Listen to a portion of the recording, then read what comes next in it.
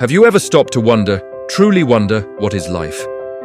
It seems like a simple question, but the deeper you dig, the more complex and mysterious it becomes. We're surrounded by it, we are it, yet defining it is one of the greatest challenges in science and philosophy. Let's start with the basics. In biology class, you probably learned that living things share certain characteristics.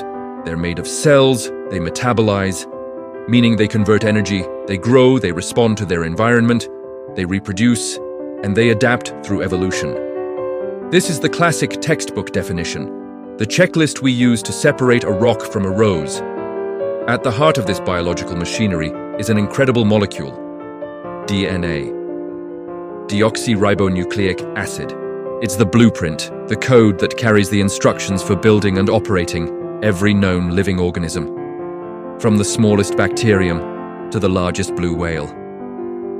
This elegant double helix contains the secrets of heredity, the story of our ancestors, and the potential for future generations. Evolution, driven by natural selection acting on the variations within this code, is the grand process that has sculpted life into the breathtaking diversity we see today. It's a story of survival, adaptation, and constant change over billions of years. So, life is cellular, it's metabolic, it's reproductive, and it's all encoded in DNA. Case closed, right? Well, not quite.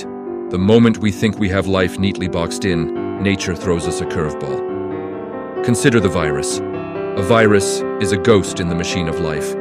It's just a snippet of genetic material, DNA or RNA, wrapped in a protein coat. On its own, a virus is completely inert. It can't metabolize, it can't grow, it can't reproduce. It's as lifeless as a speck of dust. But when it encounters a living cell, something incredible happens. It hijacks the cell's machinery, forcing it to create countless copies of the virus. It comes alive, but only by borrowing the life of another. So, is a virus alive? Or is it something else? Something teetering on the very edge of existence? Scientists are still debating this. Then we have prions. These are even stranger. Prions are misfolded proteins. No DNA, no RNA, no genetic code at all. Yet they can cause other, normal proteins to misfold in the same way, creating a chain reaction that can lead to devastating diseases. They replicate, in a sense, but without any of the traditional biological hardware. Are they alive? Almost no one would say so, but they certainly challenge our assumptions about what it takes to propagate and cause biological effects. The neat lines we draw around life start to get blurry. These edge cases show us that the biological checklist, while useful, might not be the whole story. Life doesn't always play by our rules.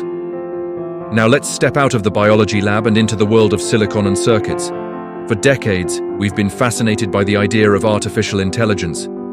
Today, AI is no longer just science fiction. We have algorithms that can learn, reason, create art, and even hold conversations that are indistinguishable from human ones. These systems process information, adapt their behavior based on new data, and solve complex problems.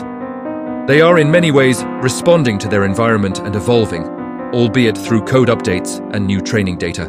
But are they alive? They don't have cells or DNA. They don't metabolize food. They consume electricity. They don't reproduce biologically.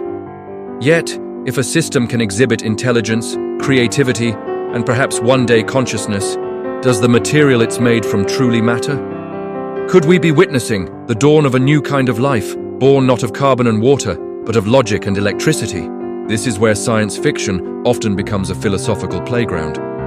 Think of the androids in Blade Runner, or the sentient ship minds in Iain M. Banks' Culture series. These stories push us to ask, is biology a prerequisite for life? Or is it just the one form of life that happened to evolve on our planet? Perhaps life is not about the hardware, the flesh and blood, but about the software.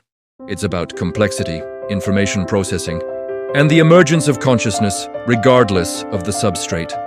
Some theorists propose a more abstract definition.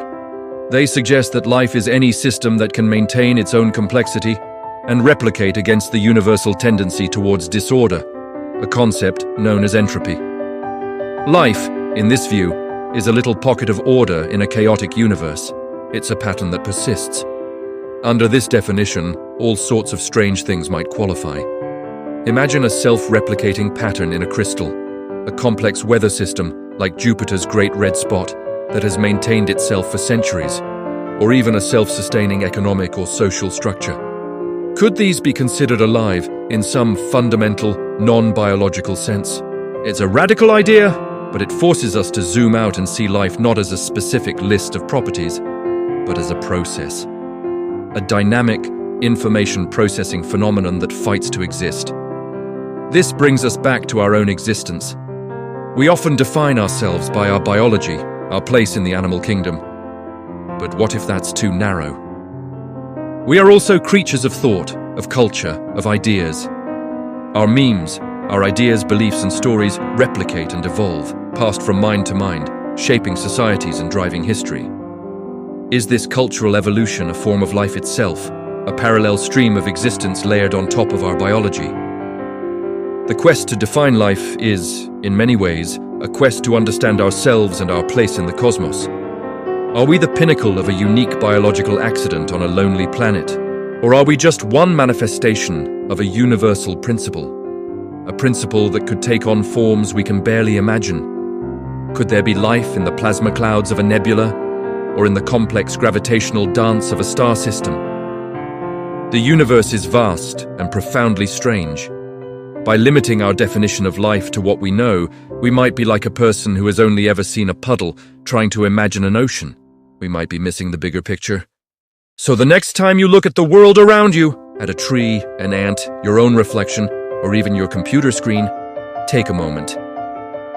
What are you really looking at?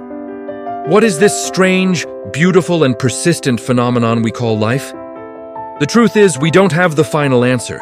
And maybe the most important thing is not to have a neat definition, but to keep asking the question. What do you think? What is life to you? Thank you for watching. If this sparked your curiosity, consider subscribing for more journeys into the big questions.